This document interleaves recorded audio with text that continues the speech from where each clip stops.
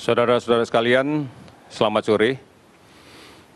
Pada kali ini kami akan menyampaikan progres penanganan pandemi COVID-19 yang kita catat sampai dengan tanggal 20 April 2020 pada tanggal 21 April 2020 pada pukul 12.00 WIB. Gugus Tugas Percepatan Penanganan COVID-19 bertugas untuk mengkoordinasikan kementerian lembaga, dunia usaha, dan seluruh potensi masyarakat, baik yang berada di tingkat pusat, melalui gugus tugas percepatan penanganan COVID-19 pusat, ataupun yang berada di daerah melalui gugus tugas tingkat provinsi dan kabupaten. Saudara-saudara, upaya untuk mengatasi COVID-19 adalah dengan memutuskan rantai penularannya. Segera temukan sumber penularannya untuk diobati dan diisolasi. Dan segera lindungi yang sehat dan rentan tertular dengan tetap tinggal di rumah. Hindari kerumunan, pakai masker, dan mencuci tangan dengan sabun dan air yang mengalir. Langkah-langkah yang bisa kita lakukan untuk menemukan sumber penularan ada beberapa cara. Yang pertama, dengan melakukan pantauan pada setiap orang yang memiliki riwayat bepergian dari daerah epicenter, baik di luar negeri maupun yang berada di dalam negeri. Kami menghimbau agar mereka yang berasal dari daerah-daerah epicenter tersebut menyadari diri. Meskipun tidak ada keluhan sakit apapun, atau keluhan sakit batuk, atau keluhan demam yang ringan. Karena semuanya memiliki potensi untuk membawa virus ini. Oleh karena itu, hendaklah saudara-saudara melakukan isolasi diri selama 14 hari dengan tetap di rumah, gunakan masker dan jaga jarak. Kemudian yang kedua, dengan melakukan penelusuran kontak dari pasien COVID-19 yang sudah terkonfirmasi positif dan dirawat di rumah sakit atau melaksanakan isolasi mandiri. Langkah keberhasilan upaya ini akan sangat tergantung pada peran serta masyarakat. Kerjasama semua perangkat, mulai RT, RW, desa, puskesmas, dinas kesehatan, yang sudah barang tentu akan dibantu oleh seluruh aparat pemerintahan setempat. Pemerintah telah mengeluarkan berbagai kebijakan terkait dengan stimulus ekonomi yang tepat sasaran dan fokus pada pemutusan rantai COVID-19. Menyiagakan desa, kelurahan, nagari untuk menjadi benteng pertahanan COVID-19 yang mandiri dan efektif dengan berbasis pada kekuatan masyarakatnya sendiri. Langkah-langkah pencegahan penularan COVID-19 dilakukan dengan beberapa cara. Yang pertama, tetap tinggal di rumah. Kita tidak pernah tahu siapa orang yang di luar rumah yang membawa virus. Banyak orang tanpa gangguan yang tidak bisa kita bedakan dengan mata biasa. Oleh karena itu, gunakan masker jika terpaksa keluar rumah dan batasi waktu di luar rumah. Hindari kerumunan orang. Jangan naik kendaraan umum yang penuh sesak. Jika akan membeli makanan, lebih baik beli dan makanlah di rumah. Usahakan membeli dengan jasa pengantaran. Apabila sudah selesai, segera pulang. Lepas masker, cuci tangan dengan sabun dan air yang mengalir, serta ganti dengan masker yang baru. Berikutnya, lindungi kelompok yang rentan. Saudara kita yang berusia lanjut, saudara kita yang berpenyakit kronis, tekanan darah tinggi, kencing manis, asma, kanker, TBC, dan lain-lain. Karena kalau mereka terinfeksi COVID-19 akan dapat berakibat fatal. Oleh karena itu, saudara-saudara sekalian, kami berharap untuk terus-menerus mengikuti informasi yang benar tentang COVID-19. Telah banyak informasi yang kita siapkan, baik di portal covid19.go.id, hotline 119, WhatsApp COVID-19, Hello Kemkes, aplikasi online dan layanan telemedicine yang lain, serta siaran yang terus-menerus dilaksanakan oleh TVRI dan RRI yang disebarluaskan oleh televisi dan radio swasta lainnya. Mari kita ikuti informasi yang benar. Ini semuanya menjaga agar kita tidak menjadi panik, tidak menjadi resah karena informasi yang belum tentu bisa dipastikan kebenarannya. Saudara-saudara, data yang kita himpun sampai dengan tanggal 21 April 2020 pukul 12.00 sebagai berikut. Saat ini jumlah laboratorium yang beroperasi ada 37. Beberapa laboratorium terpaksa harus menghentikan aktivitasnya karena memang reagennya belum sampai. Namun kita pastikan bahwa besok maka akan beroperasi keseluruhannya.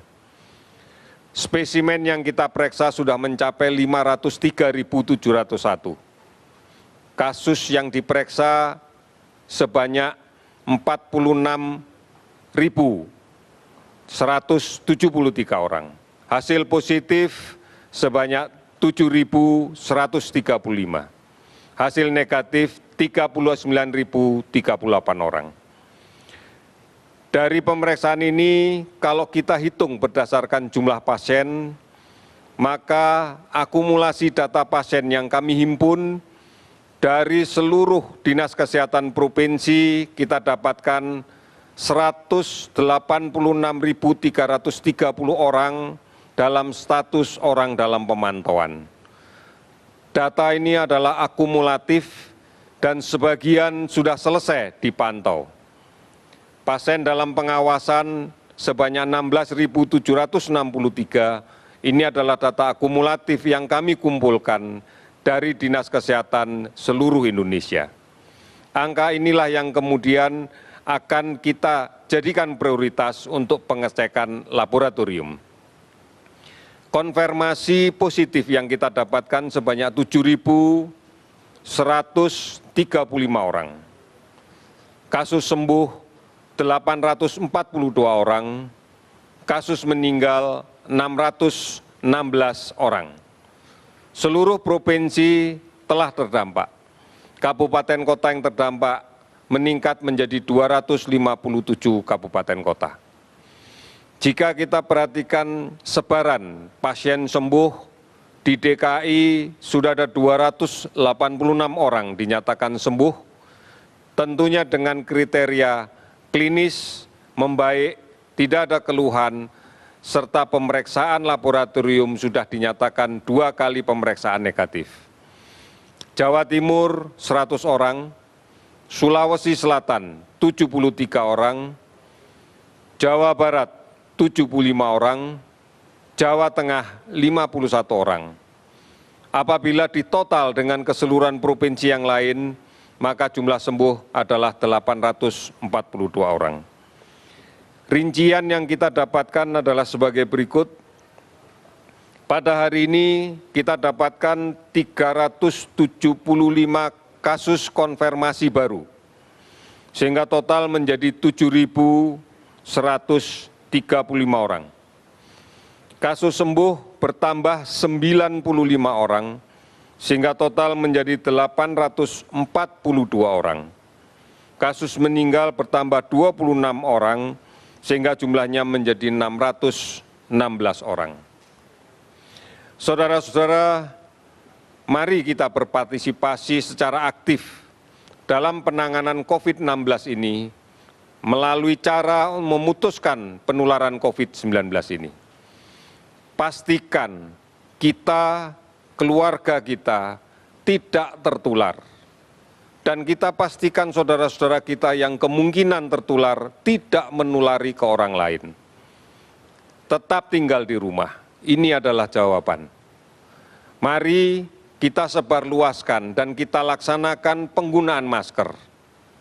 Maskerku melindungi kamu, maskermu melindungi aku. Hargai dan bantu upaya-upaya mereka yang melakukan isolasi mandiri. Jangan didiskriminasikan pasien COVID-19 yang sudah sembuh. Keberhasilan membendung penularan COVID-19 akan sangat mempengaruhi beban perawatan di rumah sakit. Karena semakin banyak pasien yang dirawat di rumah sakit, maka beban ini akan semakin berat. Beban kita untuk menurunkan jumlah yang sakit semakin berat. Dan beban kita untuk mengurangi yang meninggal karena COVID-19 akan semakin berat. Oleh karena itu, marilah kita bergotong royong dan bersatu melawan COVID.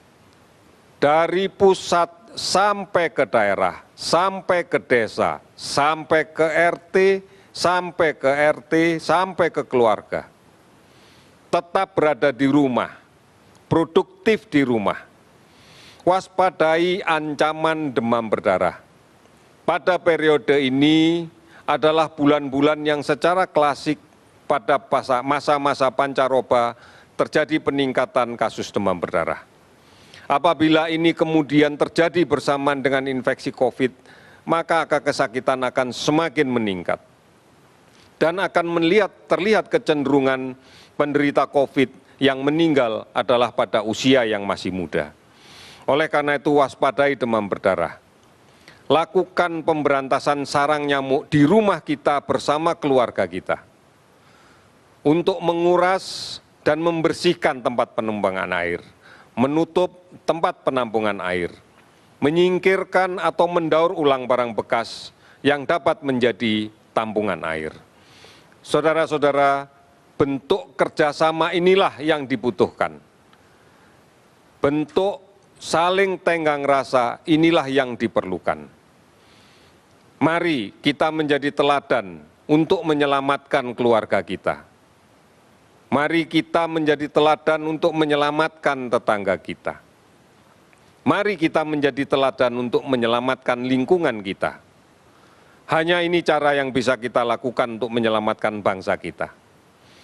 Oleh karena itu, kami yakin bangsa kita yang memiliki jiwa gotong royong, yang memiliki jiwa tenggang rasa, pasti akan mampu melalui cobaan ini.